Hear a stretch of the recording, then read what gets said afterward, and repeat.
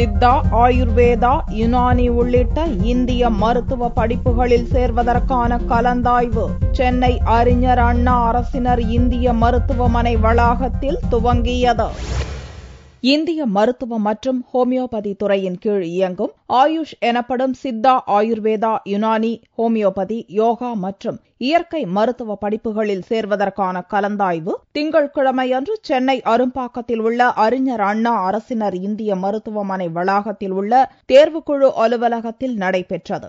5 அரசு மற்றும் 18 தனியார் ஆயுஷ் இந்திய மருத்துவக் கல்லூரிகளில் உள்ள 840 காலி இடங்களுக்கான சேர்க்கைக்கு 1812 மாணவ மாணவிகளுக்கு கலந்தாய்விற்கான அழைப்பு கடிதம் அனுப்பப்பட்டது.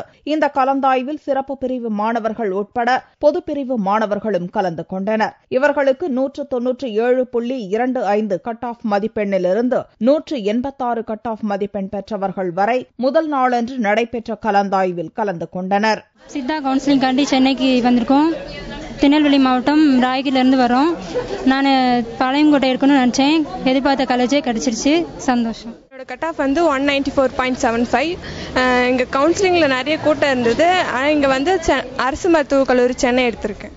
இந்த கலந்தாய்வு வரும் வியாழக்கிழமை வரை 4 நாட்கள் நடைபெறும். 152 மதிப்பெண் வரை கட் ஆஃப் நிர்ணயிக்கப்பட்டுள்ளது. கலந்தாய்வில் கலந்து கொண்டு அரசு மற்றும் தனியார் சுயநிதி ஆயுஷ் கல்லூரியில் சேர்வதற்கான இடஒதுக்கீட்டு ஆணையை பெற்ற மாணவ மாணவியர்கள் அக்டோபர் 30ஆம் தேதி மாலை 5 மணிக்குள் அந்தந்த கல்லூரி முதல்வர்களிடம் உரிய ஆவணங்களை செலுத்தி சேர்ந்து கொள்ள வேண்டும் என்றும் இந்திய மருத்துவ மற்றும் ஹோமியோபதி மருத்துவத்துறை அறிவித்துள்ளது.